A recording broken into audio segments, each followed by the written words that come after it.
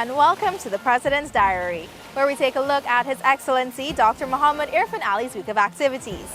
On Sunday, His Excellency said he will spend every ounce of his energy to unite Guyana. The President affirmed this commitment during a ceremony commemorating Srila Prabhupada's 125th birth anniversary at the Hare Krishna Study Center at Cummings Lodge.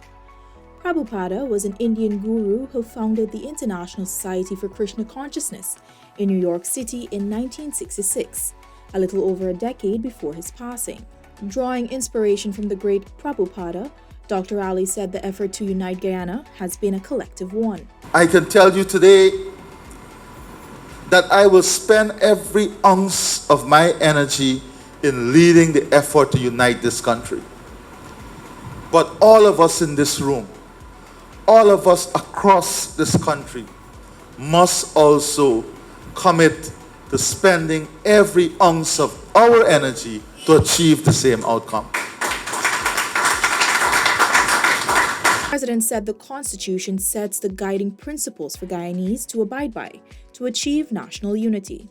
Every Guyanese citizen must first of all fundamentally understand that we must govern ourselves by certain principles and values that make up the society. That is the first thing. We must all subscribe to freedom. We must all subscribe to fundamental rights. We must all subscribe to democracy. We must all subscribe to the rule of law. We must all subscribe to equitable treatment.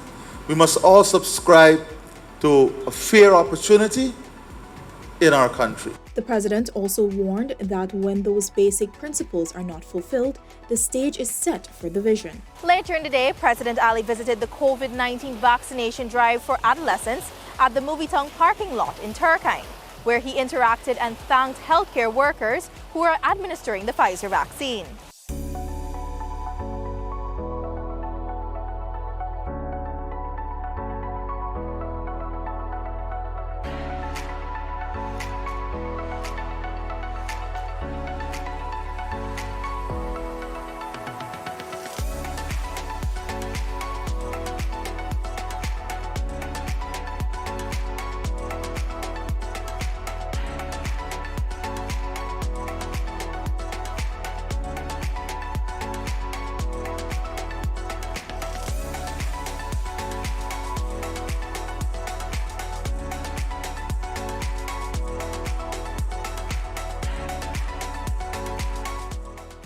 Tuesday afternoon, the President inspected ongoing housing and road projects in Georgetown and on the east bank of Demerara. Accompanied by a team of technical persons from the Central Housing and Planning Authority, the President made his first stop in Cummings Lodge, Greater Georgetown, where 400 elevated homes are being constructed. The housing project has attracted the interest of some 8,000 Guyanese thus far. Approximately 200 of the homes are expected to be completed by the end of October. The head of state was informed that 13 contractors employing more than 1,500 skilled and semi-skilled persons are carrying out the project. During the visit, the President inspected the homes and interacted with some of the contractors on the ground.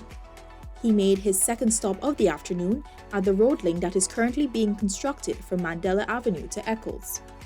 The President also visited Providence, where a current public-private partnership is facilitating the construction of 200 flat houses, with 80 expected to be completed by the end of the year. 55 two-story homes are also being constructed. On his last stop, the President visited the road project linking Eccles and Diamond. He inspected the work being done on both ends of the road. To mark the start of Amerindian Heritage Month, President Ali said September is a significant month of reflection, appreciation and celebration of the contribution of Guyana's First Peoples. The dedication of the month of September to our indigenous peoples is in accordance with the well-deserved recognition and honor which is due to them and their contributions to our country's development. As I noted in my address to the 12th Parliament of the Cooperative Republic of Guyana, our indigenous peoples have been here longer than any other group and occupy a special place as our forest people. They too have suffered injustices at the hands of our former colonial masters, They also have suffered dispossession and decimation. My administration is wholeheartedly committed to improving the lives of our Amerindian brothers and sisters over the next 5 years and beyond. Also on Wednesday, the head of state attended the 3rd annual general meeting of AmCham at the Arthur Chung Conference Center. His Excellency charged newly elected president of the American Chamber of Commerce, AmCham, in Guyana, attorney at law Devendra Kissoon, to be fervent in the promotion of partnerships, in particularly between Guyana and the United States. He congratulated Kissoon on his appointment. I'm confident that the expertise of Devendra and his experience would hold him in good stead in leading AmCham Guyana during his tenure. The president said Kissoon is no stranger to the nation, as his reputation as an outstanding attorney and patriot precedes his election to the post. He assumes the post at an important juncture in the relationship between Guyana and the United States. Our two states are keen to intensify business contacts. AmCham Guyana has a pivotal role to play in accelerating trade ties and in fostering joint partnership between local and United States companies. The president said he is proud that over the past 3 years, the chamber has integrated well into society and has built good relationships. Government has appointed its incumbent chair, Zulfikar Ali, to serve as Deputy Chief of Mission to the United States in Washington. Dr. Ali said as AmCham works to foster partnerships, government will do its part to create a more attractive business environment. We are already working to create a single window where investors will only need to submit one set of documents, and every regulator can then access it through the internet and development of a special platform to facilitate the granting of license and the many other necessary instruments that are required in doing business here. This will eliminate tedious processes frustrating investors in Guyana.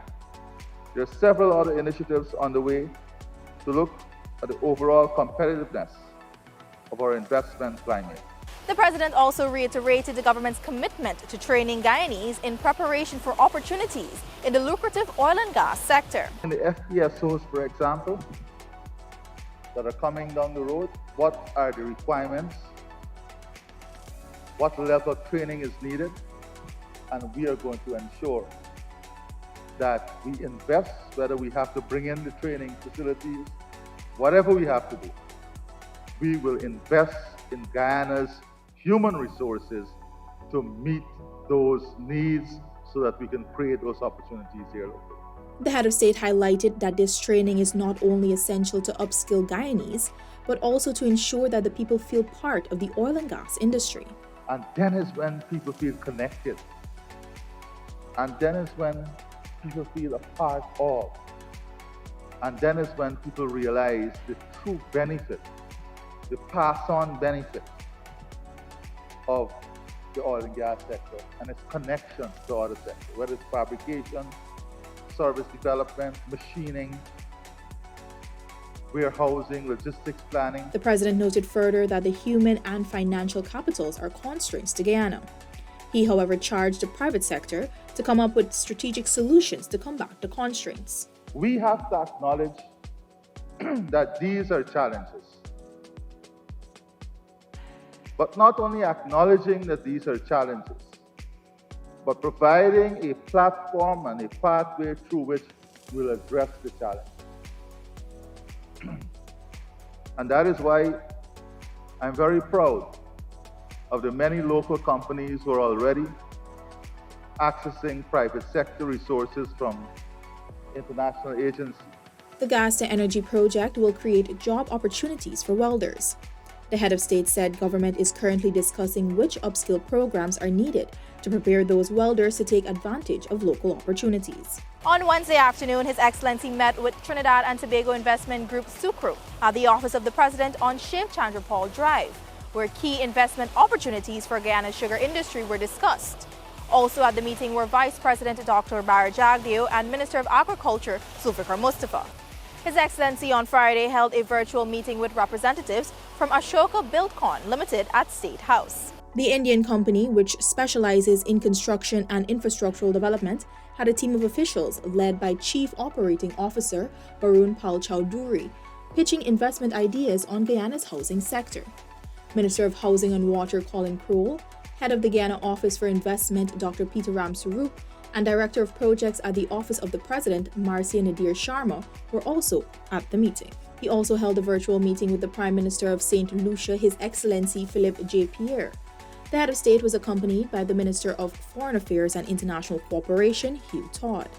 His Excellency Pierre was sworn in as St. Lucia's new Prime Minister in late July, after his SLP party won the 2021 general elections. On Friday evening, Dr. Ali and high-ranking members of government interacted with the United Kingdom's Minister of State of Business, Energy and Clean Growth, Anne-Marie Trevelyan, at a specially arranged dinner. The event, in honor of the visiting minister, was hosted by the British High Commissioner to Guyana, Jane Miller, at her residence in Georgetown. Prime Minister Brigadier Retired Mark Phillips, Vice President Dr. Bar Jagdeo, Minister of Tourism, Industry and Commerce Onaj Waldron, Deputy British High Commissioner to Guyana Ray Davidson, and the Executive Director of the Environmental Protection Agency Kemraj Parshram were also at the event. While addressing the Regional Tashaus meeting in Region 9 on Saturday, His Excellency said the impending wealth Guyana is set to receive from its oil and gas sector will be equally distributed countrywide. And let me assure you once again that you will benefit equally from the resources of oil and gas in your community. There will be no distinction. There are those who would want to have distinction. There are those who want to have a model that separates or create a class structure. Under the PPP civic government, there will be no discrimination. All Guyanese will benefit equally from these resources. Dr. Ali said with the region expecting to undergo massive transformational development over the next decade, consultations will be held with Amerindian communities. The region is going to be transformed. It is important that economic and social transformation be done in consultation and consistent with your vision of indigenous and sustainable development. It must be done in consultation with you. You are the important partner in this. The head of state further reiterated that his government remains committed to strengthening inclusion in national development. He urged the indigenous leaders to situate their communities for greater development. I assure you that you will not be sidelined from the process of national development, but rather be integrated to that process. President Ali also noted that Region 9 will become the heartland for agriculture, a vibrant center for industry and trade, and a hotspot for adventure, sport, and nature-based tourism. This has been the President's Diary, where we took a look at His Excellency Dr. Mohamed Irfaan Ali's week of activities. Thank you for watching. Join us again next week.